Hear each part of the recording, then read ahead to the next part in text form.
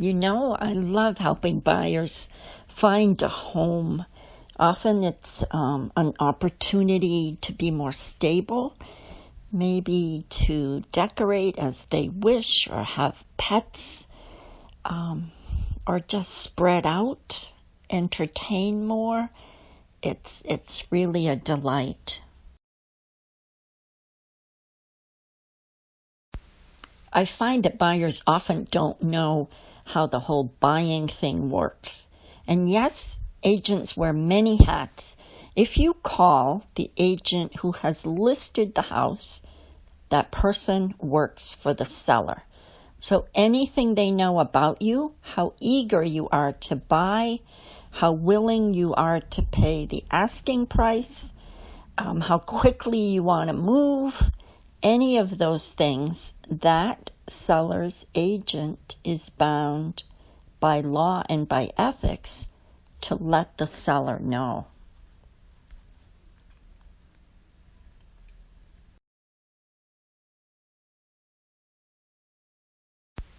That's why it's important to be cautious about what you say to an agent until you know what hat they're going to wear, whether they're going to be working for you with your best interests at heart. And that only happens with a written buyer's agreement signed by you and by them. If the agent you're speaking with works for the seller only, that is, they're the listing agent, there are certain things they can't tell you. They can't tell you, for instance, if there's a sexual predator living next door. They can't tell you whether the neighbor is cantankerous and a problem. They can't tell you whether Walmart is going to build down at the end of the street, or what the lowest amount is that the seller will take. So just be aware that there may be things that you don't know.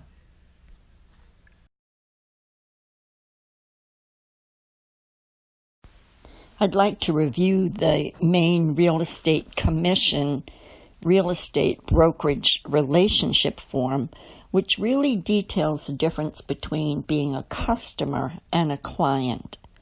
So that upper right portion of the form says that right now, if you have not yet signed a buyer's agreement, you are a customer, and any real estate agent you deal with should owe you complete honesty about any of the physical defects of the home you're looking into, anything that they know about it.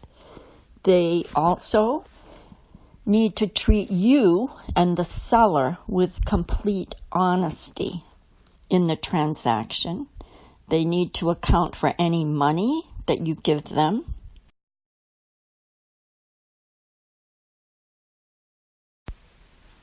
The bottom left-hand side of the form talks about what you might expect if you're a client.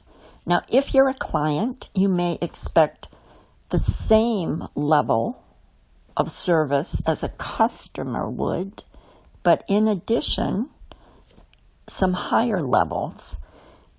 That includes the agent working specifically in your best interest to negotiate to get the best price and best terms for you. They may offer you advice in the writing of an offer, and they agree to hold confidential any specific client information you may give them, including your bargaining position.